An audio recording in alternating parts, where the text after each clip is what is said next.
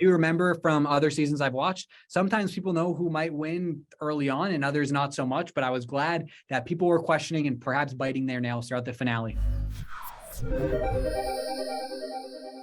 So I was able to kick the biggest competitors out of the house. Early on, I kicked Amira out, and my HOH started the leftovers, which was able to just flood the gates. That was the rest of the game. Simultaneously, I had the pound, which was my final four. And then even when I had to make tough Big Brother decisions, I was able to. I had to vote out Joseph, and I had to kick out Kyle on my own HOH. And if anyone is playing Big Brother, as Daniel would say, we're playing Big Brother, dude. Oh my God. But as like I had to make very tough decisions, and they weren't always easy, but I was able to get in front of the house, make them, and somehow even making enemies in the house, end up at the final three. And I thought that type of speech, and then obviously kicking out Michael, I kicked out the winner of the game. We were all just playing with the winner, Michael, until I kicked him out. I had this huge struggle in my head, whether I wanted to kick Michael out or keep him in the game. And that was because early, I don't know. I don't even know what was aired. I have not seen anything. I've been in this room, but I remember there was a time, and me and Michael kind of got into it for a second during this eviction, where I told him, I was like,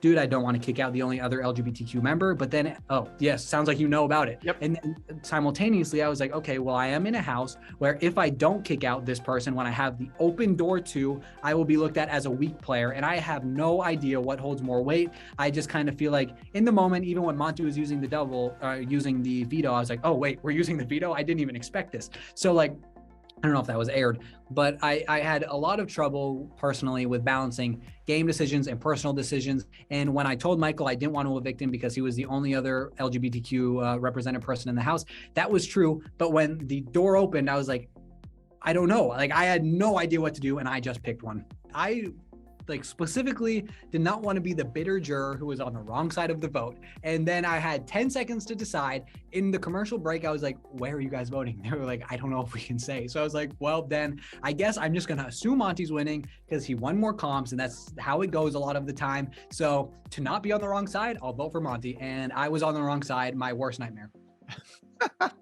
Well, you know, that you could just say it was a sympathy vote now, right? You could say it was a sympathy vote. Exactly. And by no means was it a vote against Taylor, because I love Taylor. She's one of the nicest people I have ever met in my life. And so is Monty. I have all respect and all love for both of them. It sounds like Monty would have had a very good chance at winning because of my lack of jury management if he took me to the end. But, you know, to each their own, live and let live. Every day that passes, or every minute that passes in Big Brother, feels like a month. So I would go through these like mind states where I'm like, oh yes, I'm definitely going to win, or oh no, I'm definitely going to lose. And I could win against Taylor, could win against Monty, could lose against both.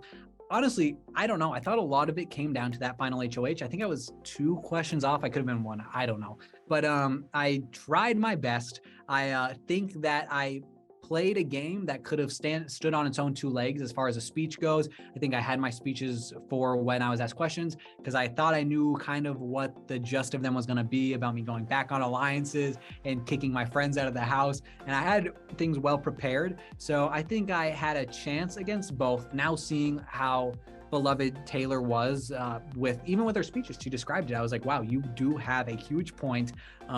So I think it could have been a toss-up either way, but just talking to the jury, they were not pleased with my gameplay, which I understand. Well, before this happened, and I never knew I will die on the hill that I never knew anything about Kyle's plan of doing any of this. I never knew about this all-white alliance he had, and I hate that my name was even brought up in the same conversation. And so by no means would I ever co-sign that again. I don't know what was shown, but if anything is said, I never knew anything about it, and I will die on that hill. Now, it definitely hurt me because I considered Kyle a very close friend, and I never would have expected this from him. I see he was very paranoid. There were multiple mornings of my HOHs. He'd be in there like 5 a.m. with a blanket wrapped around his head, pacing back and forth, saying, we need to kick this person out. And I'm like, dude, just let me sleep. Oh my God, what are you doing? So clearly he was very paranoid, and I think he had a lot of personal demons, but I'm glad a lot of the house guests got to let him grow in the house.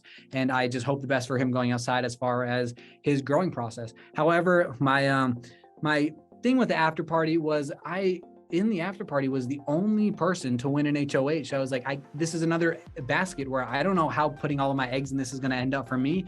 The thing with Kyle came out, and I was like, well, a lot of the times I just stumbled from situation to situation, and somehow it worked. So I was like, I hate this. This is like an awful thing that I just have to do what's best for CBS, for the show, for all of the house guests. And with this information coming out, there was no other option. So I was just able to adapt on my feet and be like, all right, well, kicking out my final 2, new final two with Monty, and we'll go from there one day at a time.